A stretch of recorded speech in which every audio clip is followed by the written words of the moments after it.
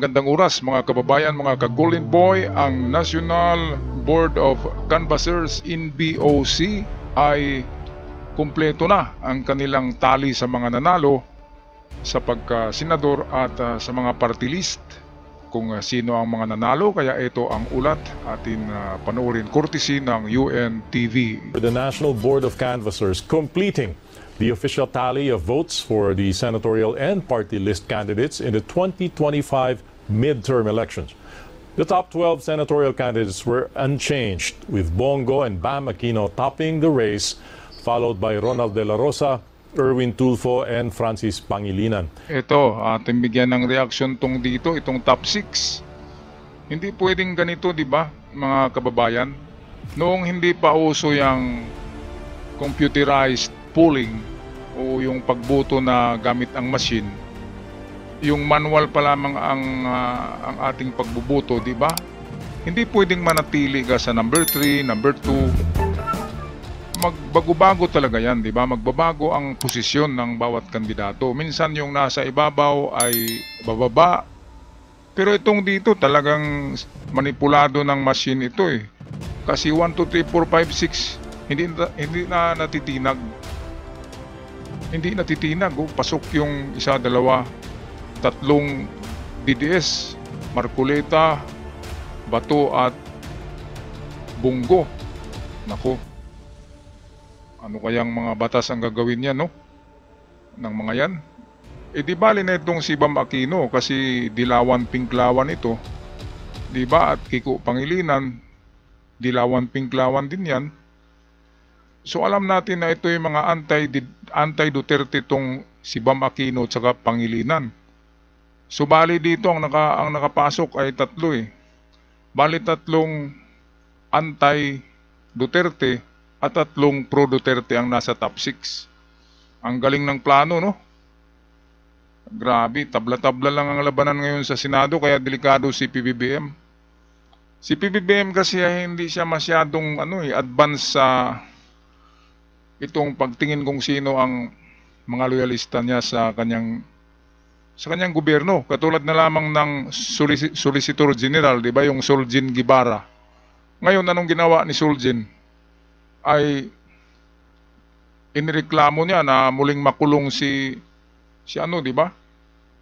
Leila de Lima. Siya yung nag-approve ng petisyon eh na dapat mabalik sa imbestigahan muli si Leila de Lima. Nakalabas na eh. Kasi si Leila de Lima ay alam natin na talagang anti-Duterte yan.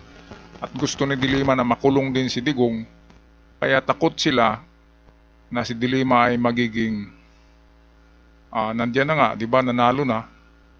At alam nila sa pagdating ng impeachment ay magiging isang membro ng prosecution team si de Lima. Kaya takot ang mga DDS, lalo na si BP Sara. Takot sila diyan, kaya gusto nila kasuhan muli si Leila de Lima. Hindi yan pwede. Kasi meron ng verdict eh. Malaya na si Leila de Lima. Ngayon nakakatakot kasi yan si Leila de Lima kasi mabunganga din. At lalo na ay talagang gawa-gawa lang yung kaso sa kanya. Nakulong pa siya eh, ilang taon. Grabe. Kaya itong 6, magtaka tayo bakit hindi ito nagbago. Meron namang sa baba na paakyat, di ba? Kasi kung darating na yung mga resulta ng pagboto sa abroad, iba kasi yung mga nagbuboto sa abroad, di ba? Matagal yun makarating sa atin. Matagal matali. Dapat magbabago-bago tong mga mga scores. Hindi eh. Talagang na yan. Nakaprogram na talaga yan sa computer. Okay, balik tayo sa balita courtesy ng ANC, HD at ng UNTV. In total, 6 administration bets enter the Magic 12. Meanwhile, the top 3 party list groups are Akbayan, Duterte Youth, and Tingog. Ito, tingnan naman natin itong mga party list. Akbayan, aktivista yan eh. Anti-Duterte ang Akbayan. Duterte Youth, of course, pro-Digong yan. Tingog ay parang rin to eh. Anti-Duterte. For Peace, ano ba itong For Peace? Hindi natin tiyak kung yan ay administration o Duterte. Itong ACT-CIS, party list. parang gobyerno, no? At itong Ako Bicol, Bicolano, ano ba ang Bicol? DDS ba yan o admin? So dito sa party list group ay parang mas marami ang pro-government. So panalo diyan si PBBM. Ngayon balikan natin tong 7 to 12 ito.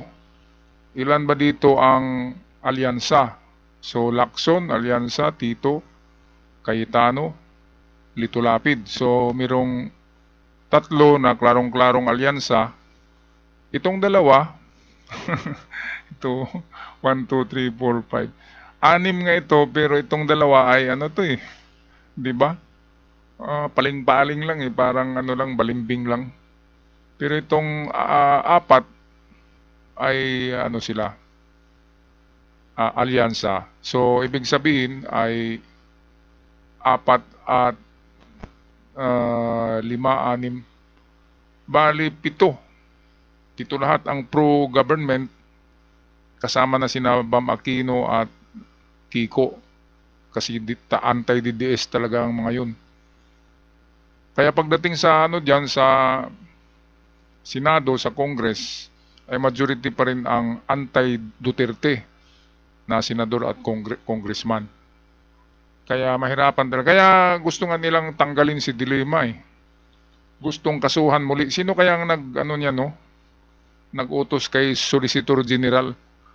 Eh, alam naman natin noon, di ba? Ang Solicitor General ay Duterte yan eh, di ba? Wala siyang aksyon nung panahon ng pag-aresto kay Digong ay wala siyang imik eh. Tapos yung kanyang mga rekomendasyon ay pro-Duterte, yung si Solicitor General Guevara. Kaya ngayon, inapprove niya yung apila, yung petisyon na ikulong muli si Dilima. Grabe naman yan. Itong si PBBM kasi napansin ko, bakit hindi niya tinanggal si Solicitor Guevara?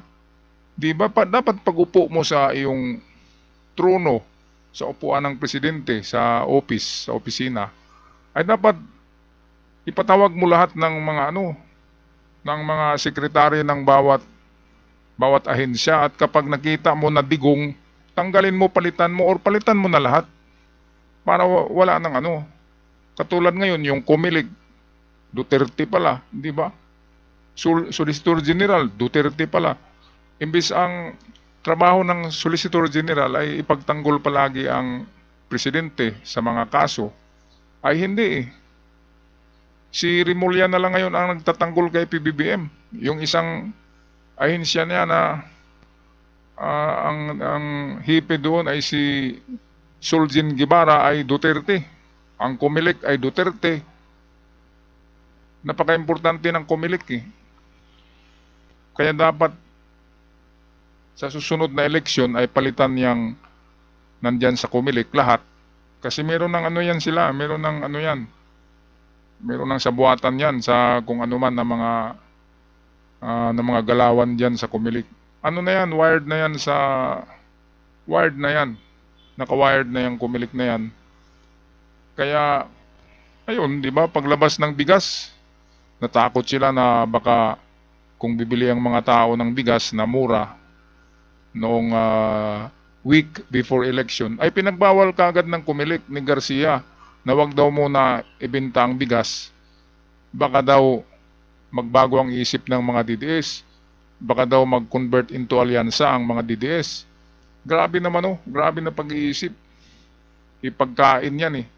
Kahit DDS ka, bibili ka niyan. Kasi bininta eh. Pero nasa tao na yan kung sinong iboboto niya. Diba? Pero takot sila eh. Pinigilan nila. Ngayon, natigil ng 1 linggo at kahapon bumalik ang distribution of 20 pesos per kilo sa Cebu at sa National Capital Region sa Metro Manila. Ay kahapon ang distribution. Kaya itong, kung ako kay PBBM, yung Comelec, palitan lahat yan. Kasi alam na natin na makadigong yan. Solicitor General, bakit hindi yan tinanggal? Anti-government eh. Takot sila kay Leila de Lima. sa impeachment kasi magiging prosecutor eh. At lagot talaga si VP Sara. Kaya pilit na pinatanggal nila. Kasi kung nandyan si Dilima, patay talaga si Sara dyan, si VP Sara. Lagot siya kay Lila Dilima. Yan ang katotohanan. Alright, balik tayo sa balita. Courtesy ng UNTV at ng ANC Digital News. The COMELEC says canvassing process was completed in record time, faster than in the past elections. But delays were still encountered, particularly in the transmission of votes from 3 countries due to internet restrictions. Ito nga, delayed ang transmission hanggang ngayon ng itong mga nagboboto sa labas ng bansa, yung online. Ngayon kung online yan, di ba? Kung nagboto ka ngayon dahil online, darating na yan ngayon mismo din. In the same time, di ba? Same time, real time. Kung nagboto ako ngayon, of course, 5 minutes ay naroon na ang resulta sa Pilipinas. Bakit ang tagal-tagal, di ba? Merong manipulation of vote na naman yan. Ini-edit na naman yun sa machine, sa computer. Yung mga resulta ng online, grabe. Magboto ka online, walang presento, walang baluta, kundi computer lang, keyboard lang. Ano ba yan? Ano bang klaseng botohan yan? Parang hindi tama. Hindi tama yung hindi physical. Dapat physical vote ang gagawin, hindi yung pindot-pindot ka lang. Kung ganun, pwedeng ano dyan, di ba? Ang nag-manipulate ng mga computer na yan, ay pwede nilang ilagay yung absent, yung hindi bumoto na mga nasa labas ng bansa, ay pwede nilang gawing bumoto yun di ba?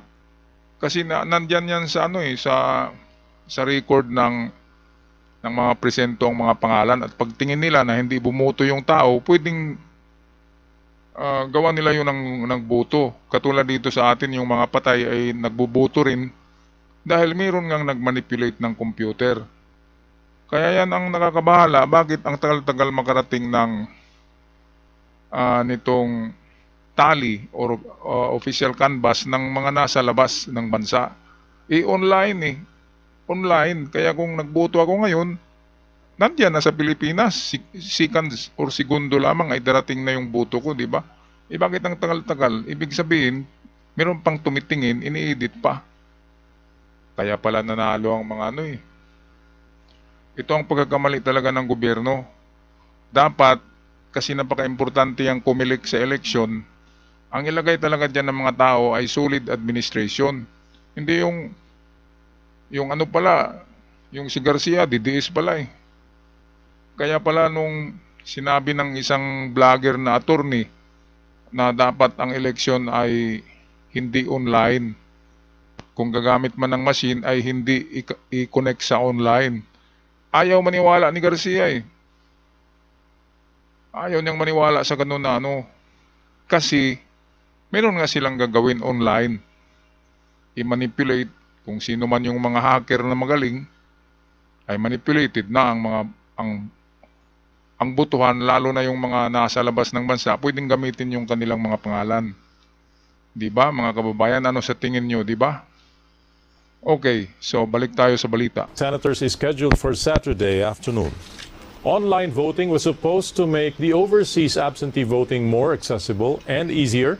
But as Francis Orcio tells us, this initiative failed to achieve the intended results. But he admits he initially had doubts about the new system.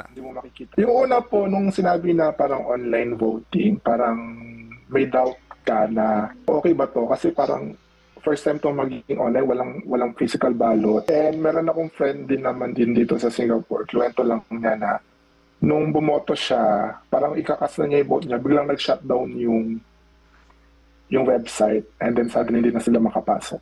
Nga yung pinaka-worry ko para dun sa mga hindi masyadong techie. Kasi sa akin, kaya ko siyang gawin. Kasi isa sa mga kailangan mong gawin para makapag-sign up dun sa website is to take a picture of your ID. Kailangan mo rin picturean yung sarili mo, and there should be a certain angle. Ayan, so yung picture selfie na yan yung magagamit na ng hacker.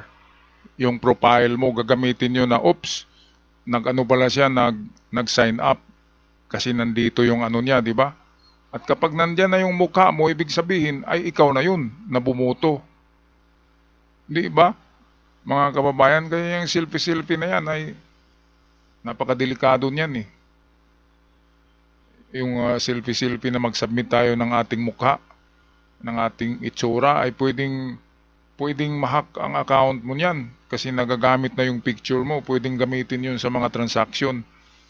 Kaya itong absentee voting na ito, walang walang kasilbi-silbi dahil pwede yung boto mo ay i-edit yun imbis na sabihin natin Marcos ay gawing Duterte. Di ba? Mga kababayan, madali lang i-edit kapag computerized kasi ma-edit talaga lahat kapag computerized ang voting. Kaya ito ang pagkakamali ng dapat ang gawin ay magtalaga ng voting place sa Amerika. Yun ang tama. Maglagay doon ng isang lugar na doon magboboto, physical na pupunta roon ng mga Pilipino.